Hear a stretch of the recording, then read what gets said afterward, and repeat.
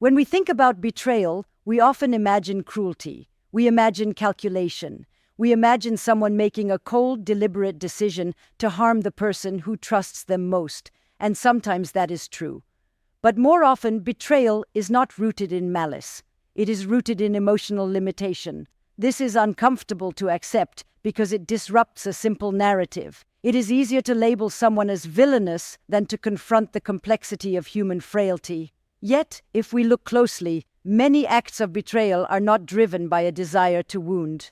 They are driven by a desire to regulate overwhelming internal states. In other words, people often hurt the ones they love because they do not know how to manage themselves. Consider what intimacy requires. It requires honesty, discomfort tolerance, accountability, and the capacity to sit with tension without fleeing from it. These are not small psychological skills. They demand self-awareness. They demand emotional regulation. They demand the ability to endure anxiety without immediately seeking relief. When someone lacks these capacities, they look for shortcuts. Instead of saying, "I am unhappy," they distract themselves. Instead of admitting, "I feel insecure," they seek validation elsewhere. Instead of confronting conflict, they avoid it. And avoidance quietly becomes deception. Betrayal, in this sense, becomes a coping mechanism. A maladaptive one, certainly, but a coping mechanism nonetheless. We underestimate how powerful the need for emotional relief can be. When someone feels inadequate, trapped, unseen, or overwhelmed, the discomfort can feel intolerable. And rather than metabolizing that discomfort through conversation, reflection, or change,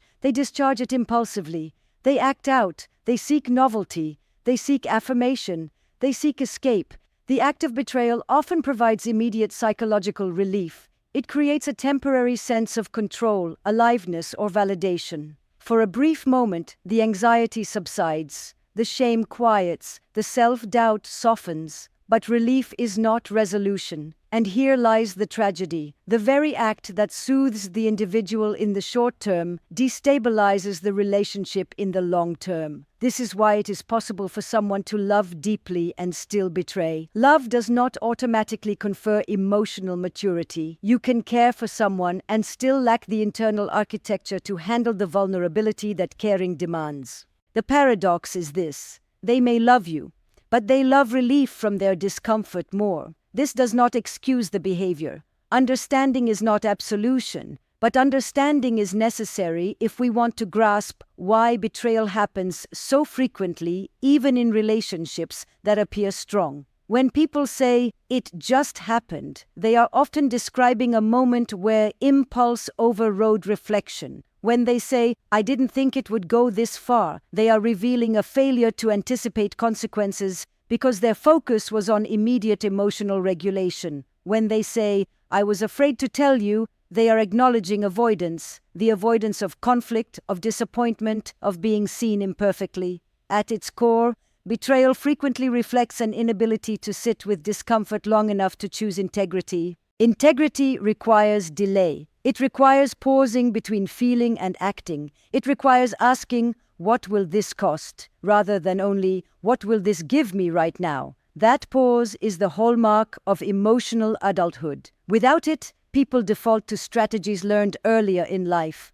Perhaps they learned that conflict leads to rejection, so they hide dissatisfaction. Perhaps they learned that their needs are unsafe to express, so they seek fulfillment secretly. Perhaps they never developed the language to articulate vulnerability, so they communicate through behavior instead of words. And behavior, when unexamined, can be destructive. There is also an important distinction between intention and capacity. Many people intend to be faithful, loyal, transparent, but intention collapses under stress if it is not supported by skill. Emotional regulation is a skill. Self-reflection is a skill. Honest communication is a skill. Without those skills, even good intentions can produce harmful outcomes. This perspective shifts the conversation from "why would they do this to me?" to "what were they unable to tolerate within themselves?" It does not remove responsibility. It clarifies it. The responsibility lies in their failure to develop the maturity required to protect what they claim to value. And it also invites a deeper question for all of us. Where might we be avoiding discomfort in ways that risk harming the people we love? Because betrayal does not begin with the act. It begins with small avoidances, small silences, small rationalizations, small moments where we choose ease over honesty. If we want to reduce betrayal, in our relationships, in our workplaces, in our families, we must increase our tolerance for discomfort. We must normalize difficult conversations. We must learn to articulate dissatisfaction before it metastasizes into secrecy. Love is not sustained by intensity. It is sustained by regulation, and the capacity to stay present in discomfort may be the most faithful act of all. If betrayal were only about dissatisfaction, it would be easier to predict. But often it emerges not in the absence of love, but in its presence. And that is what makes it so destabilizing. Because intimacy does something profound to the human psyche, it exposes us. To love and be loved is to be seen, not partially, not performatively, but deeply. Your habits, your fears, your contradictions, your longings, all of it comes into view. And while we romanticize visibility, psychologically it is one of the most vulnerable states a person can occupy. Closeness activates attachment, but it also activates fear. The closer someone gets to you, the more they matter. And the more they matter, the more you stand to lose. Intimacy confronts us with dependency. It confronts us with the possibility of abandonment. It confronts us with the uncomfortable truth that another person now has the power to wound us simply because we care. For some individuals, that level of exposure feels destabilizing. They may not consciously think, "I am afraid of intimacy." Instead, they experience restlessness, irritability, a sudden craving for independence, a desire for novelty. They may begin to focus on what is missing rather than what is present. And beneath those surface reactions is often something deeper, the anxiety of being fully known. When someone feels engulfed by closeness, when they fear losing autonomy, identity, or control, betrayal can function as psychological distance. A secret creates space, a lie creates separation, an affair creates an alternate self, one that feels less accountable, less vulnerable. It is not always about replacing the partner. Sometimes it is about escaping the intensity of being needed and known. This is the paradox of attachment. We long for connection, yet we are frightened by the responsibility it carries. Intimacy requires us to tolerate dependency without feeling diminished by it. It asks us to maintain individuality without withdrawing into isolation. That balance is sophisticated. Not everyone has learned it. For individuals with insecure attachment patterns, closeness can trigger survival responses. Someone who fears abandonment may preemptively sabotage the relationship, creating the very rupture they dread, but on their own terms. Someone who fears engulfment may create distance through secrecy or betrayal as a way to reassert independence. In both cases, the behavior is less about the partner and more about the individual's internal conflict. We often assume betrayal signals a lack of love, but sometimes it signals a lack of capacity to remain stable in the presence of love. Consider how many people equate intensity with intimacy. At the beginning of relationships, novelty and desire create adrenaline. There is mystery, there is pursuit, there is uncertainty. Over time, as stability develops, intensity softens. Familiarity replaces unpredictability. For some, this shift feels like loss. Not because the love has diminished, but because the nervous system has grown accustomed to stimulation. Stability can feel flat to someone who equates anxiety with aliveness, and so they seek intensity elsewhere. Not necessarily because the relationship is empty, but because they have not learned to experience depth without drama. There is also the matter of identity. In early love, we often present curated versions of ourselves. As intimacy deepens, the performance becomes harder to maintain. Vulnerabilities surface. Imperfections become visible. And for someone who has built their self-worth on admiration or control, this exposure can feel threatening. Betrayal, then, can serve as a way to reclaim a preferred identity. Desirable, powerful, unbound. Again, this is not justification, it is explanation. And explanation allows us to understand why people can simultaneously profess love and engage in behavior that undermines it. Because the issue is not always feeling too little. Sometimes it is feeling too much. Too much reliance, too much exposure, too much responsibility, too much fear of losing oneself. Mature intimacy requires the ability to hold closeness without collapsing into it or running from it. It requires self-awareness strong enough to say, I feel overwhelmed, instead of acting out that overwhelm. It requires the humility to admit fear rather than disguising it as boredom or dissatisfaction. When that maturity is absent, people create distance indirectly. They do not say, I am afraid of how much I care. They say nothing, and behavior speaks instead. Understanding this shifts how we interpret betrayal. It does not make it less painful, but it reveals that the act often originates in an internal struggle, not a simple absence of love. And it invites a question for each of us. How comfortable am I with being truly known? How well do I tolerate the vulnerability that intimacy demands? Because love is not only about connection, it is about exposure. And if we cannot remain steady in that exposure, we will find ways, conscious or not, to escape it. Intimacy does not only reveal who we love, it reveals how prepared we are to handle being loved. If we follow this thread all the way down, from emotional immaturity to fear of intimacy to the conflict between identity and desire, we arrive at something even more fundamental. At its core, betrayal is often an avoidance of the self. It is easier to hurt someone else than to confront what is unresolved within us. When people betray, they are frequently bypassing an internal reckoning. Instead of asking, why am I dissatisfied? They seek stimulation. Instead of asking, why do I feel unseen? They look for someone new to see them. Instead of asking, why am I restless, resentful, insecure?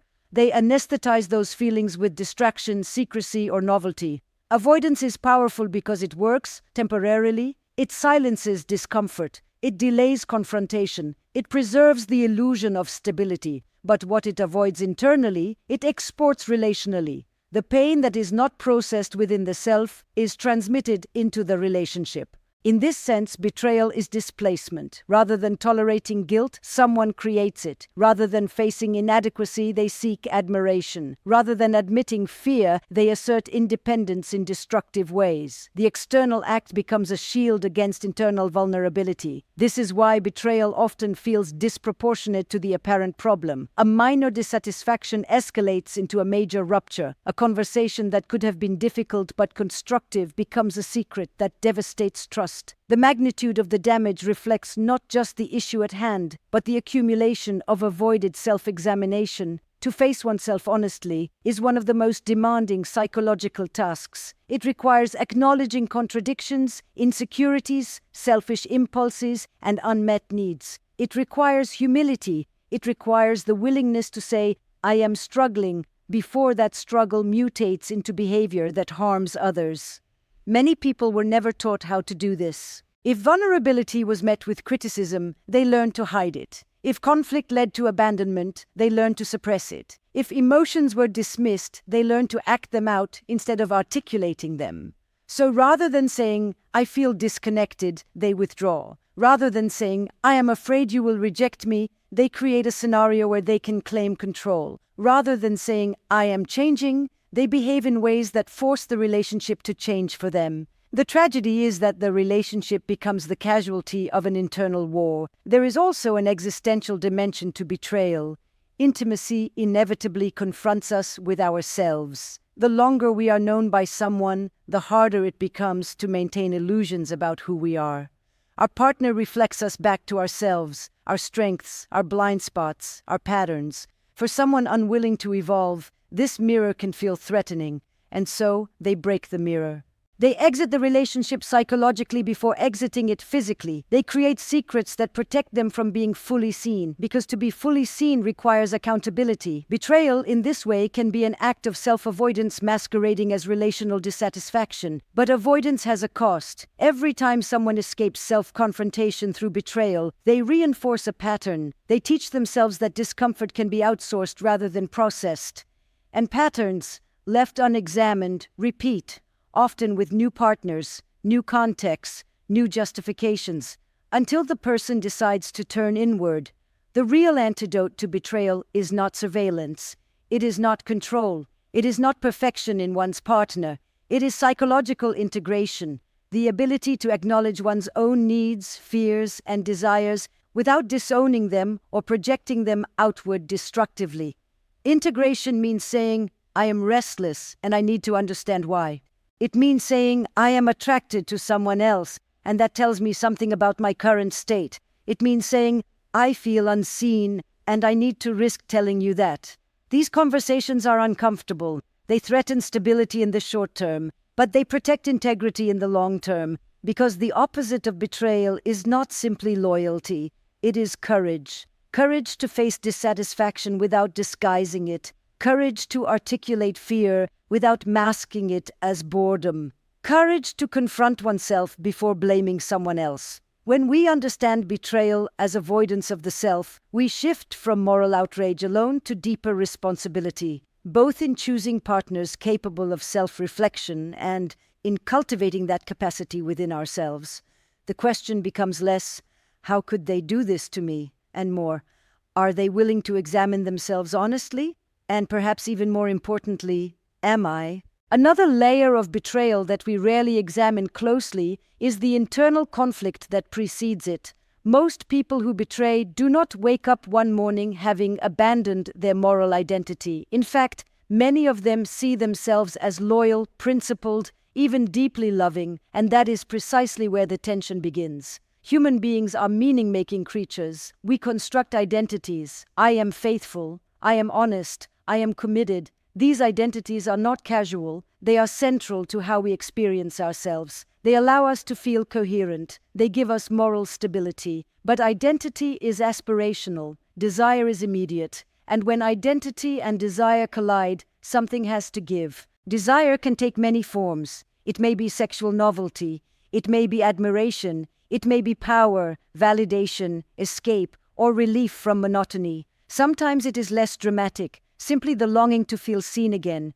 to feel chosen, to feel interesting. None of these desires are inherently immoral. They are human. The problem arises when they are pursued in ways that contradict one's declared values. This is where betrayal often takes root. Not in hatred, but in rationalization. Rationalization is a sophisticated psychological defense. It allows a person to act against their values while preserving their self-image. Instead of confronting the contradiction directly, I am behaving in a way that undermines who I claim to be. The mind generates a story. I deserve this. It's not that serious. My partner wouldn't understand. We've grown apart anyway. It just happened. Notice how these statements reduce responsibility. They transform a choice into a circumstance. They protect identity from the discomfort of self-confrontation. The ego is remarkably invested in coherence. To admit, I am capable of betraying someone who trusts me is destabilizing. It threatens the internal narrative of being a good person. So instead, the psyche edits reality. It reframes, it minimizes, it externalizes blame. This is not evidence of evil. It is evidence of psychological self-protection. But self-protection at the level of ego often creates destruction at the level of relationship. When someone chooses immediate gratification over long-term integrity, they are making a temporal decision. They are prioritizing the present emotional reward over the future relational consequence. In that moment, the desire feels urgent, vivid, alive. Integrity feels abstract, distant, theoretical. Character is revealed in which voice carries more weight. What makes this especially complex is that people can hold genuine love alongside contradictory impulses. Love does not erase desire for novelty. Commitment does not eliminate insecurity. Devotion does not dissolve curiosity. The human psyche is plural. We contain competing drives. Maturity lies in integrating those drives rather than acting them out impulsively. To integrate desire means acknowledging it without immediately obeying it. It means saying, I am drawn to this, and then asking, what does acting on this cost? It means tolerating the discomfort of not indulging every impulse in service of a larger value. Without that integration, desire becomes dissociated from identity. The person creates compartments. In one compartment, they are the devoted partner. In another, they are the secret self-pursuing gratification. The separation allows them to avoid confronting the contradiction. But compartments leak. And when the compartments collapse, when betrayal is exposed, the individual is often shocked by the scale of the damage, not because the behavior was accidental, but because they underestimated the fragility of the narrative holding their identity together. There is a philosophical tension here between authenticity and discipline. We live in a culture that often equates authenticity with acting on desire. Be true to yourself, follow your feelings. But authenticity without reflection can become impulsivity. Feelings are real, they are not instructions. Integrity requires discernment, the capacity to evaluate whether every desire deserves expression. This is not repression, it is alignment. Alignment means your behavior reinforces the person you claim to be. It means your private choices are consistent with your public values. Betrayal exposes misalignment, and misalignment, if not addressed, repeats. Because if someone resolves the internal conflict by repeatedly siding with desire and justifying the aftermath, the gap between identity and behavior widens. Eventually, either the identity must change, maybe I'm just not the loyal type, or the pattern continues under new rationalizations. The deeper work is uncomfortable but transformative. It requires the courage to confront contradiction without collapsing into shame, to say, I am capable of impulses that threaten what I value, to examine the needs beneath the behavior, to develop the discipline to pause. When we understand betrayal through this lens, it becomes less about sudden moral collapse and more about unexamined internal conflict. It is the failure to reconcile who I want to be with what I feel in the moment. And that tension exists in all of us. The question is not whether we experience competing desires. We do. The question is whether we have built the character to choose in alignment with our values when it is inconvenient. Because ultimately, integrity is not defined by what you feel. It is defined by what you do when your feelings challenge who you claim to be. Because love will always surface what is unresolved within us. The closer we are to someone, the less space there is to hide. Betrayal is what happens when hiding feels easier than healing. So the invitation is not only to demand integrity from others, it is to practice the difficult discipline of self-confrontation, because the relationships we sustain are only as strong as our willingness to face ourselves. And the courage to look inward may be the most faithful act of love we ever perform.